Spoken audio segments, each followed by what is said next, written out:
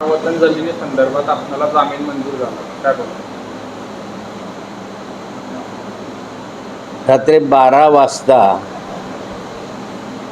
24 वर्षापूर्वी घडलेल्या घटनेच्या संदर्भामधला एक FIR चमेलीबाई तायडे यांनी माझ्यावर दाखल केला. आणि या FIRमध्ये त्यांनी आरोप केला की नाथाभाऊंनी महारवतनची जमीन हडप केली, नंतर त्या ठिकाणी फसवणूक करून कागदपत्राची फेरफार केली, जमिनीच्या संदर्भात आम्हाला पैसे सांगितले, जादाचे देऊ पण पैसे दिले नाही जादाचे, असं 25 वर्षानंतर त्यांनी पण FIR दाखल केली. त्याच्यामध्ये त्यांनी हरिजन ॲक्ट, ॲट्रॉसिटी ॲक्टसुद्धा लावला. आता या संदर्भात ॲट्रॉसिटी ॲक्ट लावल्यामुळे कोर्टामध्ये जाऊन मी अटकपूर्व जामिनासाठी अर्ज केला. अर्ज केल्यानंतर आता न्यायालयाने अटकपूर्व जामीन मंजूर करत असताना काही गोष्टींचं ऑब्झर्वेशन न्यायालयाने स्वतःच केलेलं आहे. त्याच्यामध्ये त्यांनी हे सांगितलं की तुम्हाला एकतर 24 वर्षानंतर जाग आली तर हे संशयास्पद वाटतं, 24-25 वर्षानंतर अशी FIR दाखल करणं ही संशयास्पद राजकीय हेतूने प्रेरित आहे असं न्यायालयाने म्हटलं आहे.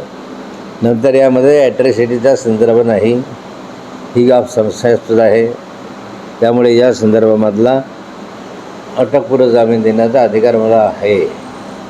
तिसरं खाडाखोड वगैरेच्या संदर्भात त्यांनी सांगितलं की असं 2002 साली हा व्यवहार झाला, त्याचं म्युटेशन झालं, म्हणजे त्याची नोंदणी झाली, त्यानंतर तर ट्रान्सफर झाली जमीन ट्रान्सफर होऊन इकडची तिकडे झाली, पण कुठलीही तक्रार कुणीही 24 वर्ष केली नाही, त्यामुळे त्या तक्रारीचं काही तथ्य नाही असं वाटतं, असं त्यांनी सांगितलं. त्यामुळे जेवढ्या काही तक्रारी केल्या होत्या त्या तक्रारी जवळपास त्याने फेटाळल्या आणि अटकपूर्व जामीन या ठिकाणी दिला.